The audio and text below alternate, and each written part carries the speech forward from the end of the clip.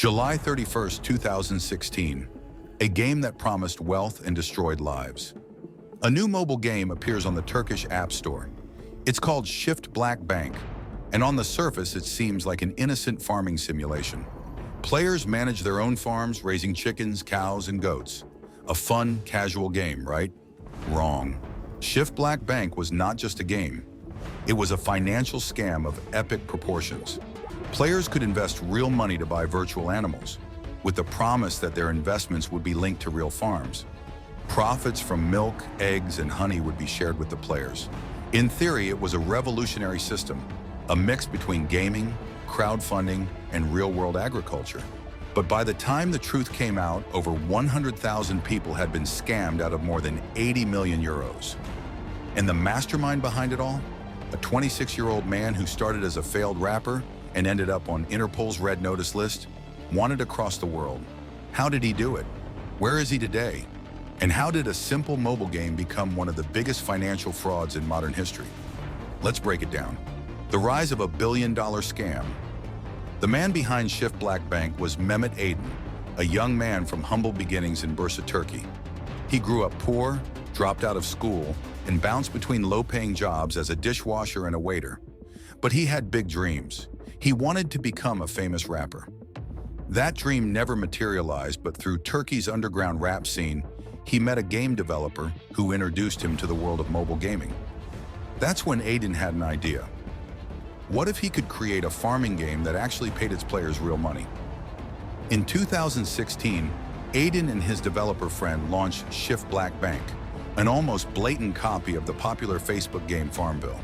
But with one key twist, players weren't just buying digital animals, they were investing in real ones. Here's how it worked. Players bought virtual cows, bees, or chickens with in-game currency. The company used their money to buy real livestock. Players received profits from milk, eggs, and honey. These profits could be withdrawn as real money. Sounds brilliant, right?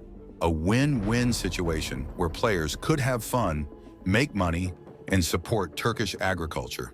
That's exactly what Mehmet Aydin wanted people to believe. The perfect illusion. From the very start, Çiftlik Bank didn't behave like a normal indie mobile game. It was a full-scale, nationwide marketing operation. Huge launch events were held, attended by government officials and mayors. TV commercials featured famous Turkish actors promoting the game. Hundreds of official Çiftlik Bank supermarkets popped up, selling products supposedly made by the farms. Influencers, local politicians, and even financial experts endorsed the game. For the average Turkish citizen, this didn't seem like a scam. It seemed like a government-backed revolution in farming investment. Even banks got involved. Çiftlik Bank accounts were approved by Turkish banks, and loans were given to players so they could invest more money into the game. The narrative was simple. You're not gambling. You're not playing a risky game. You're investing in your country's future. By late 2017, over 500,000 people were playing. 130,000 of them had invested real money. And Mehmet Aydin, he was now a national celebrity. The cracks begin to show the problem? It was all a lie. The farms were mostly empty shells. The supermarkets were selling products from regular suppliers, not Çiftlik Bank. Profits weren't coming from livestock. They were coming from new players' investments. It was a Ponzi scheme, plain and simple.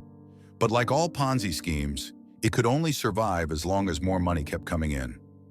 By the end of 2017, regulators started asking questions. The Turkish Financial Crimes Unit froze Çiftlik Bank's accounts after noticing irregularities. Investigators discovered that Aydin had been moving millions into offshore accounts in northern Cyprus.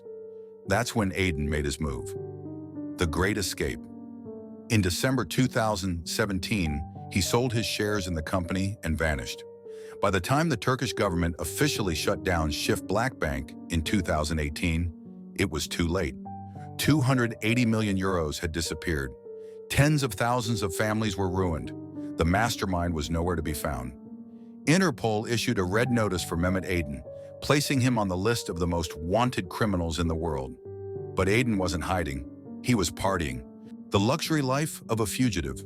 While thousands of victims were left in financial ruin, Mehmet Aydin was living the high life in South America. He bought a Ferrari and was seen driving it through Uruguay. He partied in VIP casinos in Cyprus, betting millions. He owned a yacht and was seen on Instagram flaunting his lifestyle. He had bodyguards, private chefs, and an extravagant mansion. For over 3 years, he lived like a king. But in 2021, everything changed. Caught at last, private detectives tracked him down to Brazil, and in July 2021, Aydin did something unexpected. He turned himself in. He walked into the Turkish consulate in Sao Paulo and surrendered. Within 48 hours, he was extradited to Istanbul. When he stepped off the plane, he was greeted by a mob of furious journalists and investors screaming for justice. Now he faces 89,000 years in prison. Yes, you read that right. 89,000 years.